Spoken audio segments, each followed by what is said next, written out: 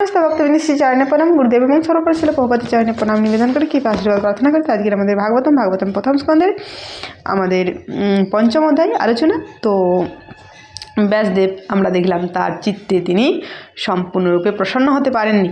তো তিনি ধ্যানস্থ হলেন গুরুদেবের এবং গুরুদেব তার সামনে আবির্ভূত হলেন। এবং আজ আমরা দেখব শ্লোক ৮০, শ্লোক নাম্বার 4।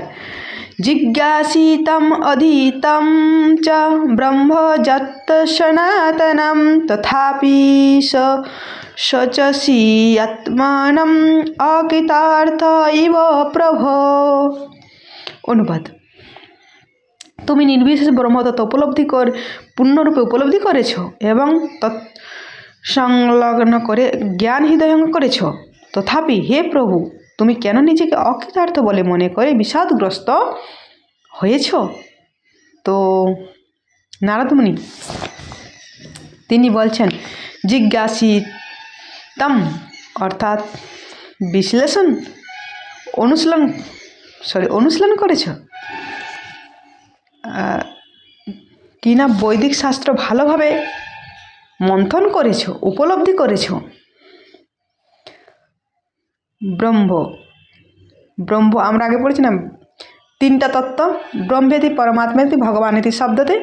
এই 3 তত্ত্বের মধ্যে ব্রহ্মতত্ত্ব তিনি কিনা ভালোভাবে উপলব্ধি করেছ, বিশ্লেষণ করেছ, বিস্তার শাস্ত্র দিয়েছ। তথাপি এই ব্রহ্ম নিরাকার সেটা ভালোভাবে করেছ। ব্রহ্ম যে ভগবানের রশ্মিছট্টা, দেহ নির্গত রশ্মিছট্টা ভালো করে করেছ। তথাপি কেন প্রভু তুমি বিষাদগ্রস্ত হয়েছ? তো ধরুন ডাক্তার যদি ধনী পরিবারের ছেলে ডাক্তারের কাছে যায়, ডাক্তার যদি বলেন যে আরে তুমি তো ধনী পরিবারের ছেলে, তোমার খাওয়া দাওয়ার অভাব নেই, কোনো জিনিসের অভাব নেই, একদম ফিল্টার করা খাবার, যেটা আমাদের জল একদম ফিল্টার করা জল, বড়লোকের ছেলে আপনি, ফিল্টার করা জল এবং খাবার সব কিছু ভালো, তথাপি তোমার রোগ হয়েছে কেন? রোগী কী উত্তর দেবে? সেই রকম গুরুদেব জানেন, তিনি বলছেন এত কিছু করেছ প্রভু, তবু কেন বিষাদগ্রস্ত হয়েছ? ব্যাসদেব কি উত্তর দেবেন